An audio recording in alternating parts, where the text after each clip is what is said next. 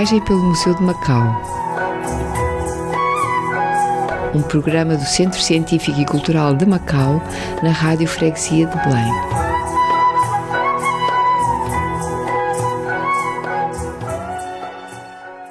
Bem-vindos ao programa Viagem pelo Museu de Macau.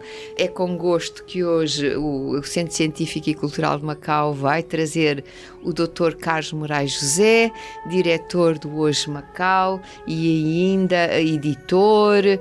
Foi para Macau muito jovem, em 1990 já estava em Macau. Hoje é diretor do jornal, hoje é editor, mas antes de mais, eu gostaria, no âmbito da viagem pelo Museu de Macau, gostaria de lhe perguntar por que motivo a saída de Portugal em 1990 rumo à imigração e quais as razões? Olá, bom dia, boa tarde, conforme a hora que nos estiverem a ouvir. As razões são simples e têm a ver com quem eu sou, ou seja, nasci em Lisboa e fiz o curso de Antropologia na Universidade Nova, na Avenida de Berna, já a pensar que ia um dia sair de Portugal, porque o curso de Antropologia é exatamente o estudo do outro, o estudo de outras civilizações, de outras culturas. E foi sempre uma coisa que me interessou. E não sei, há qualquer coisa em ser português que acho que está nos nossos genes culturais, viajar e partir para fora do país e conhecer outros países, outras pessoas, outros costumes e viver neles. Eu acho que isso faz parte dos nossos genes culturais e eu obedeci a esses genes e mal tive uma oportunidade de sair de Portugal, que foi em 1990, que fui convidado para ir para Macau. Eu aproveitei. E nunca pôs a hipótese de não ir para Macau e ir para outro lado qualquer? Porquê Macau?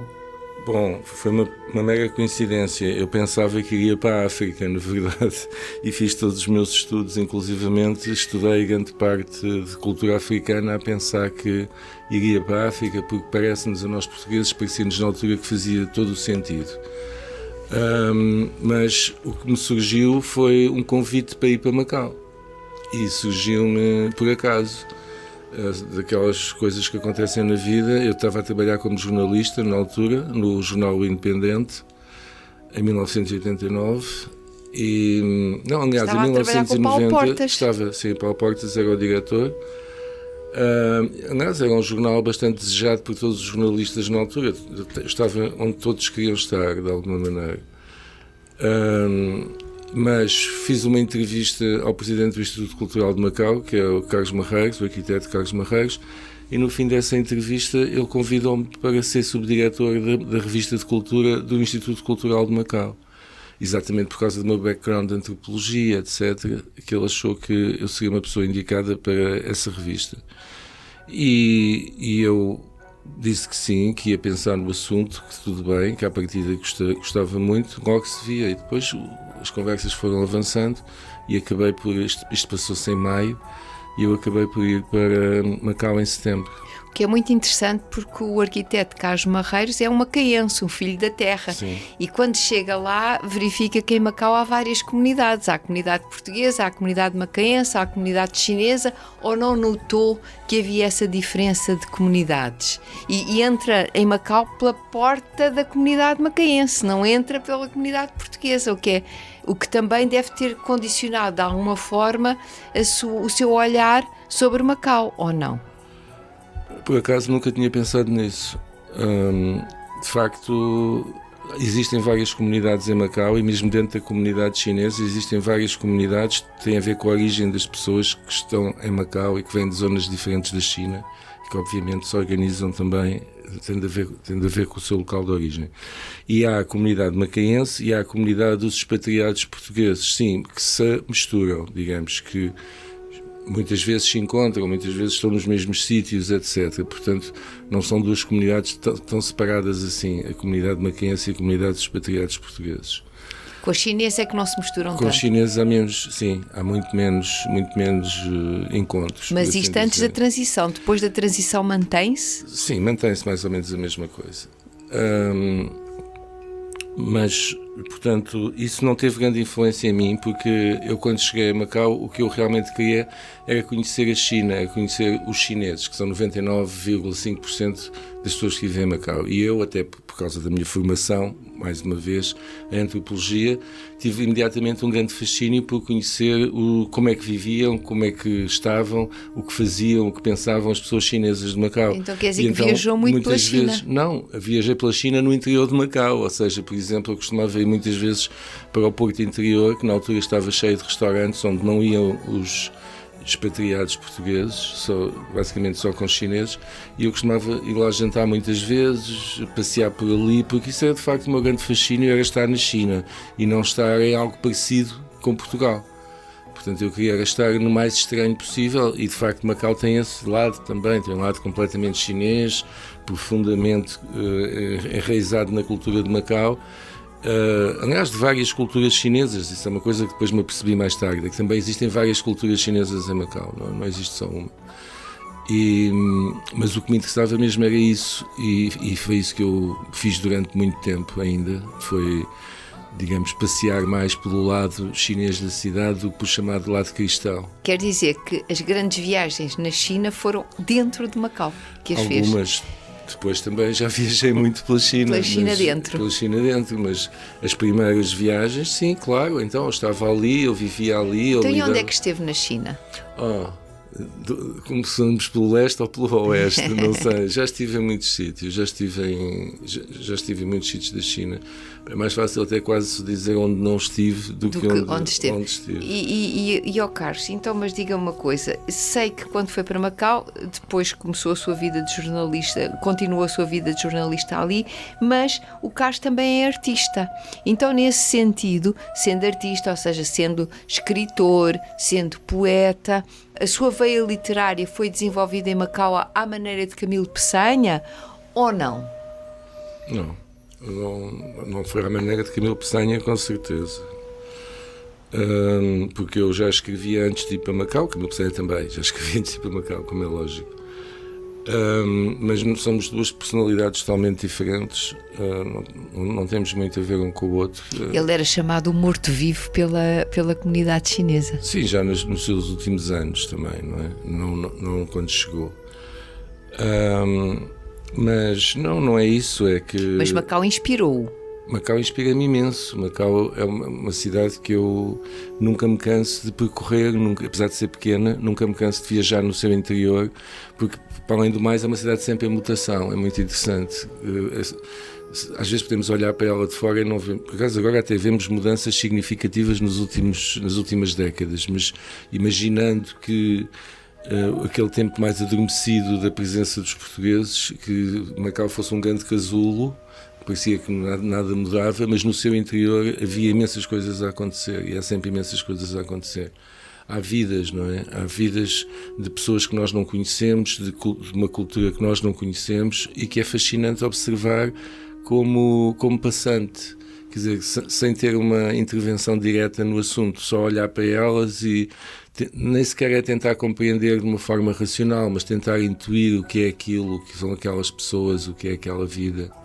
Isso é curioso, porque há vamos lá ver, o mundo é construído pelo nosso olhar, tudo depende de como nós olhamos para as coisas, não é?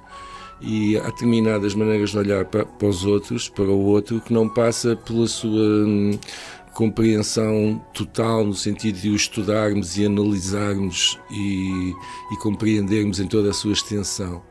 Não. Isso é uma maneira de o fazer, que o fará a ciência. Há outra maneira de o fazer, que é ir através da intuição, compreendendo onde é que está o humano do outro lado, trazer esse humano à superfície de forma compreensível para nós. E isso é talvez um dos maiores prazeres da vida, é encontrar um ser humano, um outro ser humano, mesmo que esse ser humano esteja debaixo de uma capa que nos é difícil de penetrar, que é uma capa cultural. Portanto, e não há cultura mais fechada, talvez, do que a cultura chinesa, que é uma cultura bastante fechada. E isso também, ao mesmo tempo, dá um grande prazer, porque não nos sentimos desafiados por ela. Ela não nos obriga a nada. Nós simplesmente andamos no meio dela, olhamos, colhemos as flores que queremos, olhamos para as estátuas que queremos, falamos com as pessoas que queremos, nada é compulsivo. Ora, isto para mim foi sempre muito interessante.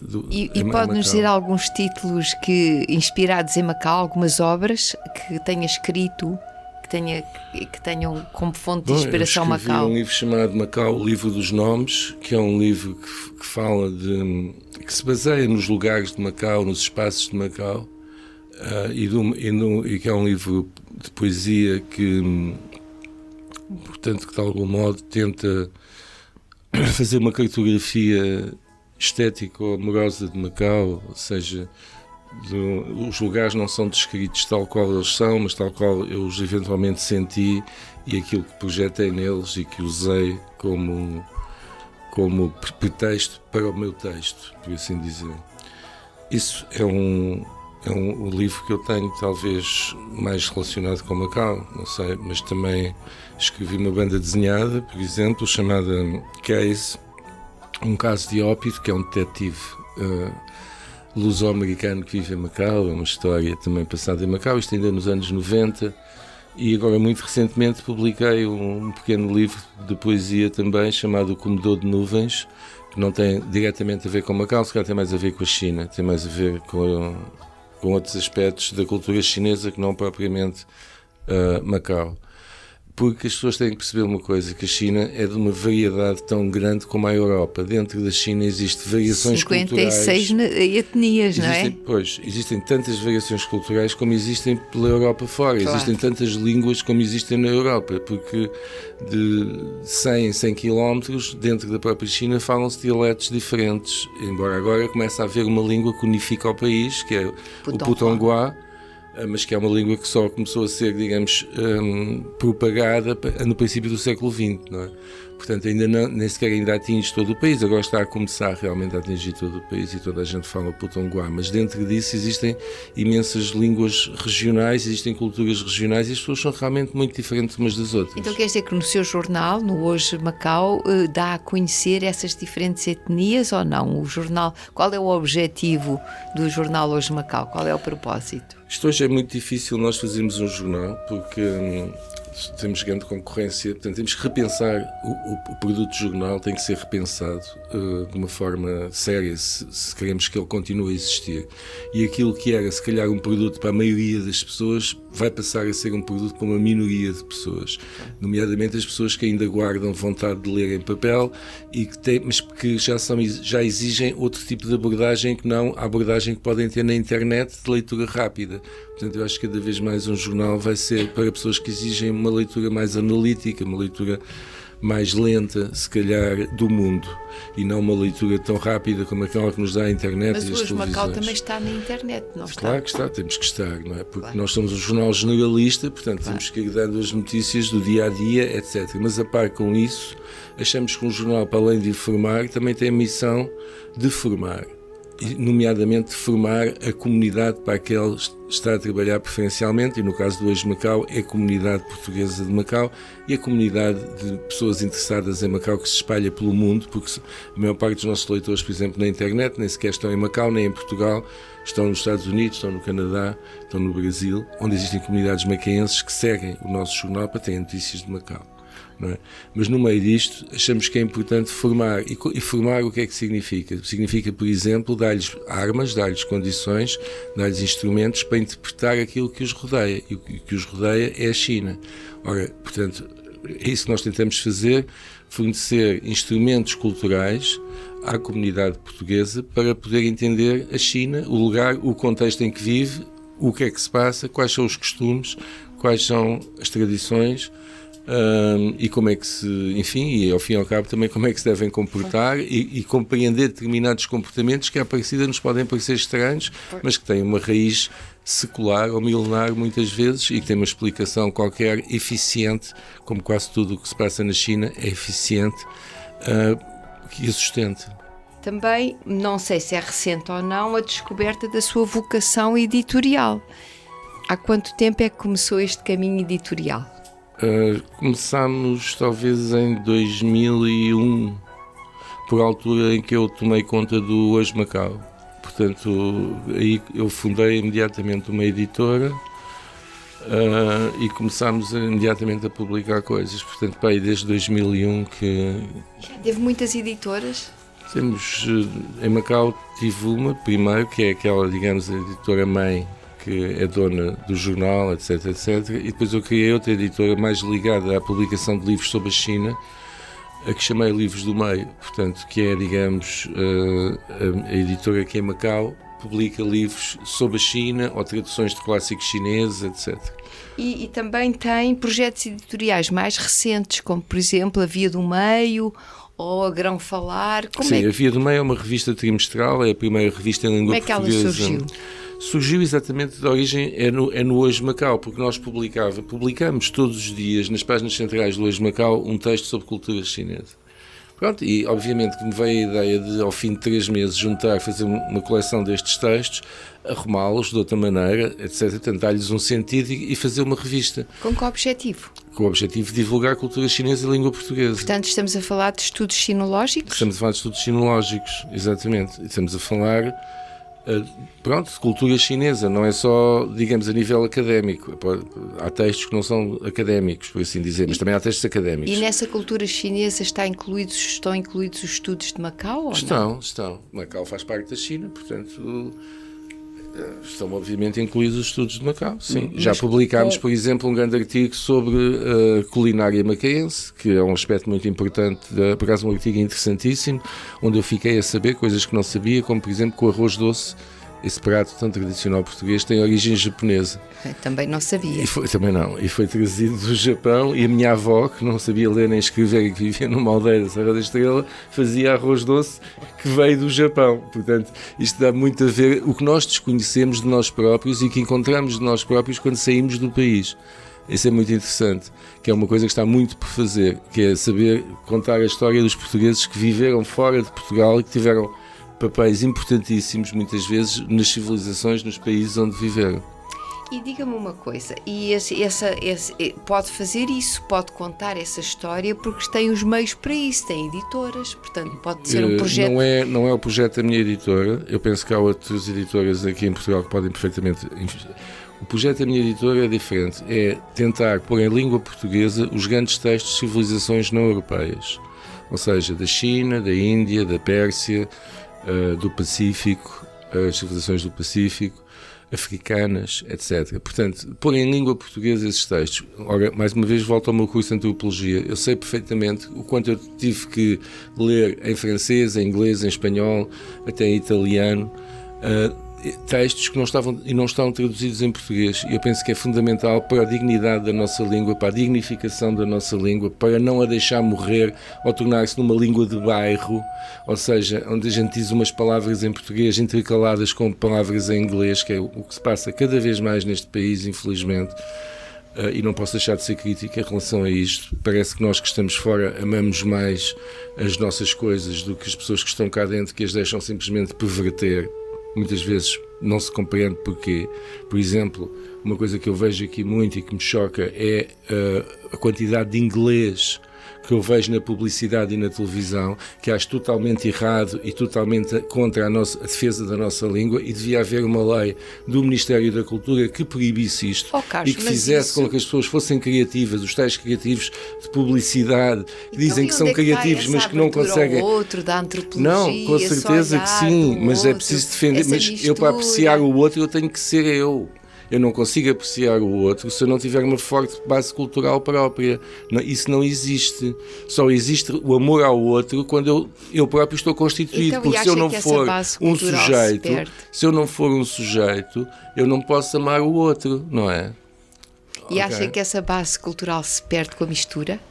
É assim, nós estamos aqui a falar de uma invasão cultural, não estamos a falar de uma mistura.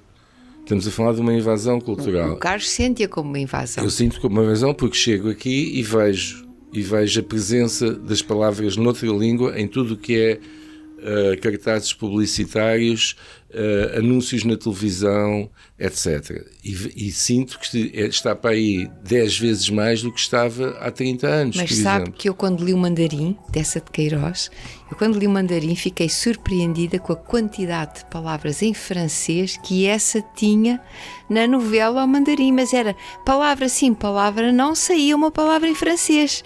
Não, o que é que me diz isto? Não é palavra sim, palavra não. E o Essa estava a fazer efeitos cómicos, portanto é muito natural que ele usasse isso até para gozar, com a saloice que é ser português e está constantemente a utilizar palavras estrangeiras como meio de se promover, de ter prestígio ou de se promover culturalmente.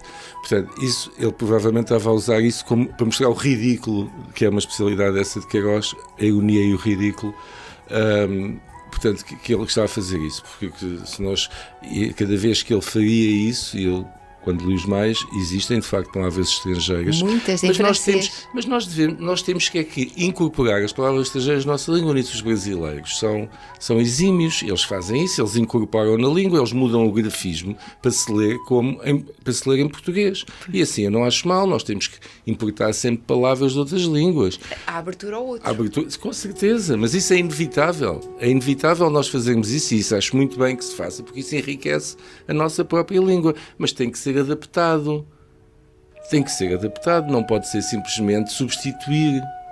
Percebe? É só isso que eu digo, mas isto é uma conversa à parte e que não vale a pena. E agora diga-me uma coisa, em relação ainda, continua em Macau. Sim. E vai permanecer em Macau. Sim. E quais são outros estudos e projetos que tem para o futuro? Bom, nós acabamos agora de publicar este ano em Macau alguns dos livros fundamentais do confucionismo, ou seja, os 4 livros do neoconfucionismo, que nós também pretendemos publicar aqui em Portugal. Em Portugal, digamos que as publicações estão atrasadas a um ano em relação a Macau, mais ou menos. Entretanto, estou a trabalhar para publicar em Macau para o ano. E ou quais ainda são os durante 4 livros? Os 4 livros, sim, com certeza. O Estudo Maior, a Prática do Meio, os Analectos e o Mêncio. Portanto, são os 4 livros fundamentais do neoconfucionismo. E, portanto, como publicamos estes 4 livros, que eu penso que são os livros fundamentais para entender, digamos, o confucionismo como pensamento. Como pensamento E prática, teórico. sobretudo, como pensamento e prática. A seguir vamos abordar os chamados legistas, ou seja... E esse confucionismo ainda hoje nós o podemos ver como é importante na China. Claro que sim. É importante na China, no Japão e na Coreia, no Vietnã, na Tailândia, Sudeste em todos asiático. os países. Eu penso que o confucionismo é, digamos, a doutrina ética mais seguida do mundo. Muito mais seguida do que qualquer outra. Porque as pessoas nem sequer sabem que a seguem e seguem. Né? Digamos, é a base moral, é a base ética de todas estas civilizações que ficam para o lado dos Himalaias, por assim dizer. Portanto, e também do Sudoeste Asiático, também a sua influência chega ao Sudoeste Asiático. O cristianismo também tem grande influência. Sim, mas nós não vemos as pessoas comportarem-se eticamente de acordo com os valores cristãos nos países cristãos, enquanto vemos as pessoas nos países confucionistas portarem-se de acordo com os valores confucionistas. A diferença está, sim, a grande maioria, não é? A grande maioria. Portanto, é diferente. O cristianismo passou por uma... Isso faz-me lembrar a idealização novamente dessa de Queiroz em chineses e em japoneses, em que ele dizia: os chineses são fantásticos, os chineses dependem de uma meritocracia, os chineses comportam-se todos admiravelmente. Não, isso não é e assim. eu digo alguns, sempre, Isso não é alguns, assim, vamos com certeza. relativizar, porque... Com certeza. Porque não, há muitos que professam um valor e um comportamento ético fantástico e depois nós vemos que eles voltam as costas e os valores deles são absolutamente materiais isso é porque nós não devemos pensar que pouco espirituais. Nós não devemos pensar que o confucionismo é a única doutrina que informa os chineses, tal como o cristianismo não é a única doutrina que informa o Ocidente, não é? Embora seja a doutrina base. É a base. Não, mas é a base, mas tem muita coisa que é contra ela. Nomeadamente na China existem correntes filosóficas e de práticas que são completamente anticonfucionistas, e uma delas é o legismo, que surgiu durante o período dos reinos combatentes, portanto à volta de 400 anos antes de Cristo, 400 para baixo, portanto 400 para a frente, e que aliás tem a sua origem talvez num confucionista que é Sun Tzu, e no seu pessimismo sobre a natureza humana, mas que depois é aprofundado por uma série, não só por Shan Yang primeiro, Shen Buhai, que é o filósofo seguinte, que tem a ver com as técnicas de governação, e finalmente por Han Feizi, que condensa tudo, condensa as várias escolas, porque já havia várias escolas de legistas também, nomeadamente os que seguiam mais a lei. Portanto, digamos, o legismo é uma doutrina filosófico-política que diz que, acima de tudo, está a lei e o Estado. Portanto, a lei é que é fundamental. E que são todos iguais perante a lei. Isto foi uma grande inovação na época, que obviamente pôs a nobreza toda contra quem praticava estas doutrinas. Mas de qualquer modo... São todos iguais? Pois, são todos iguais perante a lei. Menos o governante. Sim, mas se formos ver a história da China, durante os primórdios da dinastia do reino de Qin ainda, portanto, quando Shang Yang era primeiro-ministro, ele obrigou o irmão do duque, do rei, portanto, praticou-lhe uma rinoplastia, ou seja, cortou-lhe o nariz. Portanto, isto não é fácil de fazer naquele tempo, portanto ele é o irmão do rei, não é? Portanto era o top dos tops da nobreza, mas como cometeu um erro, foi punido de acordo com a lei Rex, a lei suprema, pronto. Mas o que é interessante é que, por exemplo, Shang Yang dizia que a lei era o mais importante, mas depois Shen Buhai dizia que eram as técnicas de governação. Mas a tradição chinesa não é legalista. Existem as duas tradições, elas vão-se, no poder, elas vão-se equilibrando. Pelo menos até aos tempos contemporâneos. Não, ela foi legalista muitas vezes, nós é que temos tendência a não querer ver isso, porque houve muitos reis, muitos imperadores que tiveram um forte pendor legalista, embora não de uma forma radical. Pronto, chegamos aos tempos comunistas e nos tempos comunistas nós temos justamente o legalismo. Por exemplo, legalismo. Mao Tse-tung era um grande legalista. E agora apreciador do legismo, sim. E agora vamos ver nos tempos reformistas o que é que pensa que, em termos da China atual, a China reformista, pensa que há uma conjugação equilibrada entre o legalismo e o confucionismo? É muito difícil para mim analisar o presente. Eu acho que o presente é sempre bastante obscuro. Nós temos sempre tendência para o ler à luz dos nossos preconceitos. O que é que eu posso dizer sobre isso neste momento? Eu acho que a política chinesa neste momento está muito dependente do contexto internacional. Ou seja, a China entende que tem uma posição neste momento diferente no mundo do que tinha há 50, 60 anos. Tem uma posição mais central, exatamente. E Tailu, uma rota, uma faixa, uma rota. E, portanto, sente muito mais as pressões externas do que sentia antes e sente-se atacada de vários lados. E também é assim que nós devemos entender, muitas vezes, as respostas que foram dadas no século XXI pelo regime chinês, que parecem regressões do ponto de vista ocidental, nomeadamente a mudança constitucional feita por Xi Jinping, etc., mas que o Partido Comunista Chinês entende como necessária para reforçar a unidade interna. Então, e isso em relação... Neste momento é isso que preocupa mais a China, é haver unidade interna suficiente para poder resistir às pressões externas, e nomeadamente aos ataques que lhe são feitos constantemente, nomeadamente no mar por outras potências, porque na verdade o que se passa aqui é um jogo de poder em que há uma primeira potência e uma segunda potência, que é a China, que aspira a ter um papel predominante no cenário e no palco internacional. Mas eu agora queria lhe perguntar era o seguinte, em relação ao Macau, como é que esta potência que aspira a ser uma grande potência ao nível dos Estados Unidos, como é que a China, aspirando, portanto, estando em segundo lugar e aspirando a pelo menos um primeiro lugar em execo, como é que isto se reflete em Macau e o que é que Macau está a fazer para entrar neste novo cenário em que a China toma uma posição central, por exemplo, nomeadamente em relação ao Fórum Macau? Pois, Macau foi, portanto, a região administrativa especial de Macau foi encarregue, por assim dizer, pela China de ser uma ponte para os países lusófonos devido à sua tradição cultural, portanto, de já ser essa ponte de alguma maneira.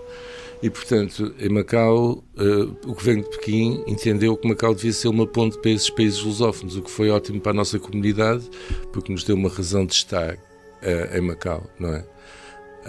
E isso foi bastante bom. Começou em 2003 e foi uma iniciativa fantástica de Pequim de julgar que Macau, portanto, pode servir realmente de ponte para os países da lusofonia, e tem servido, nomeadamente para os países africanos e para Timor. Foi um gosto estar aqui consigo e falar consigo. O Centro Científico e Cultural de Macau agradece-lhe esta entrevista. Espero que possamos voltar a falar em breve e está sempre convidado para as nossas iniciativas, nomeadamente as iniciativas de serviço educativo portanto, serviço educativo no museu, e agora vamos ter uma conversa consigo em breve. Vai estar presente nas nossas conversas sábias sobre viajantes na China, viajantes em Macau, e é a pessoa indicada para nos vir falar da sua viagem a Macau. Até lá, muito obrigada. Obrigado eu. E também muito obrigada Agradeço à Rádio Freguesia de Belém. ao Centro Científico e Cultural de Macau por este convite, para estar aqui a conversar, e deixa-me dizer também que aprecio bastante o trabalho que está a ser desenvolvido pelo Centro Científico e Cultural de Macau, que tem bastantes atividades, é quase um oásis aqui nesta Lisboa, na verdade, porque estão sempre a desenvolver atividades relacionadas com a China, com Macau e com a Ásia em geral, o que é bastante apreciável. Portanto, eu é que agradeço e muito obrigado. Muito obrigada.